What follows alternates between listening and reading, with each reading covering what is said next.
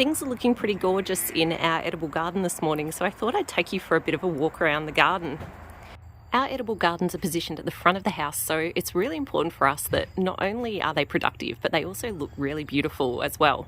And we've done that by interplanting a lot of the edible plants. So we've got trees and shrubs and ground covers that are edible in here, with some garden features like our windmill and also some flowers like the roses that we have throughout the garden. So let me take you for a bit of a walk and I'll show you what we've got.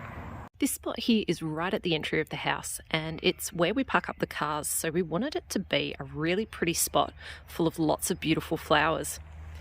Here we have our Hear No Evil, See No Evil and Speak No Evil owls that are a bit of a feature in the garden, and above those are our climbing roses, and they climb up over our butterfly bushes, and it looks absolutely magnificent when they're all in flower. They're just starting to open up at the moment. They have an absolutely gorgeous pink blush colour to them.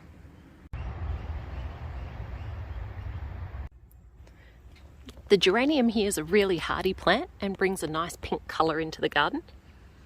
In fact, a lot of the flowers that we've chosen for this area here are all kind of in the pinks and purple and blue flower range, and it looks really lovely when they're all in flower. And we also have some lamb's ear and lavender. And this is flanked on the side here with a chokeberry, which is just starting to flower at the moment. As we head around from this garden, we have our citrus trees, and the citrus trees run up the drive, starting off with our grapefruit. The grapefruit are in flower at the moment, and they have a wonderful perfume. Next, we have our lemon tree, and there's still a few lemons on that one at the moment. Moving up, we have our mandarin tree, which is just starting to get some blossoms on it now. It looks like this bee here is trying to get in, despite the fact this one's not quite open yet. Next is our lime tree, and this is one of 2 lime trees that we have on the property. In amongst our citrus, we have some roses, and they bring a beautiful aesthetic to this edible garden. And we also have some wormwood, and we've got a line of that along the driveway in between our citrus trees. And they're to keep the possums out of our garden. And I can't say 100% they work, it's probably debatable, but we do seem to retain more of our roses than others up here in the ranges. Below our line of roses, we have a line of lower bushes. And we've kind of used the layering of planting because we are on a bit of a contour and we can look to this garden from our lounge room windows, and it's nice to see the different layers. Ground covers in the front like our prostrate rosemary here, and then kind of moving up to our blueberry bushes, our natal plums and our guavas. We even have some natives in here as well, like this plant here, which is a midgeonberry. Our feature tree in the garden is this one here, and that is our fig tree. It's cut down a little shorter than it normally is at the moment because we cut it down over the winter time, and that's because fig trees do like a good hard prune, and they actually grow the figs on the new woods. So if you do want to harvest of figs at a level you can actually get to, it's a good idea to actually knock them down a bit in height. You do your autumn pruning after you've harvested your figs. And you can see here we're getting lots of new growth where it's been cut back.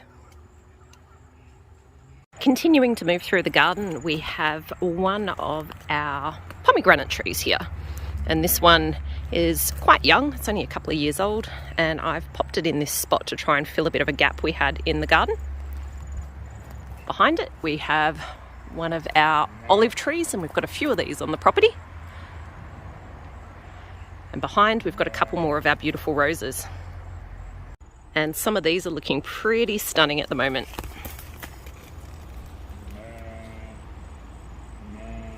I'm absolutely loving the colours of this orange one with the yellow in the middle. And that looks glorious against our quince tree in the background behind it. Here we have our feijoa, and below that is a couple more little guavas. They're looking a little bit sad at the moment though, because we have had some absolutely horrendous weather up here in the Dandenong Ranges, and the ground is really saturated throughout this zone. In fact, you can see quite a bit of the water kind of at the surface through this area here. And these guys definitely haven't appreciated the wet feet. I've brought you down to the view from the house for the next feature tree, and this is our persimmon. It has amazing, beautiful green foliage on it, like you can see at the moment, and that makes it a stunning feature in the garden. And then it takes it up another level in the autumn time when this foliage turns a beautiful amber golden colour, even some reds through it, and then that all eventually drops off and you're left with these golden balls of fruit. And if you haven't tried persimmon fruit, it is an absolute delight. It is the most beautiful sweet flavour.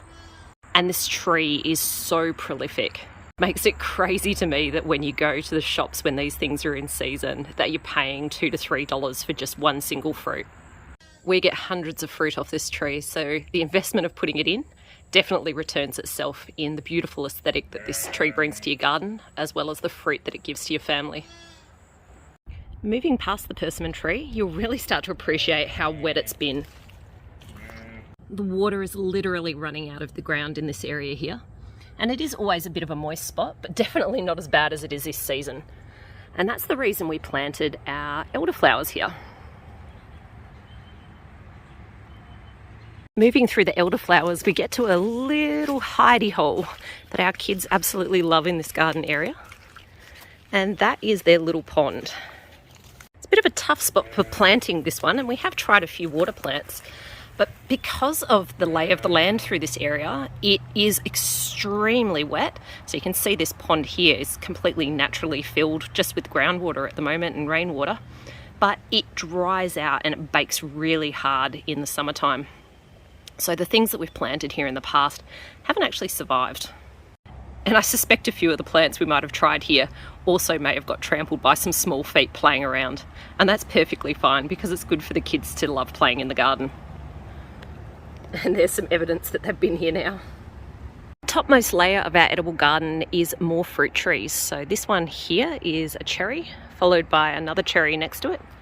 And then moving along, we have some plums, quince, more plums, and another cherry tree. Oh, and I nearly forgot to mention my little juniper berry, also tucked away in here. At the top of the garden here, we have our echiums. And these have really vibrant purple flowers when they're in bloom, and I'll throw in a couple of pictures of what they look like. The bees absolutely love them, so they're in the perfect spot here. As you can probably notice, we've got a couple of our beehives just behind where these sit.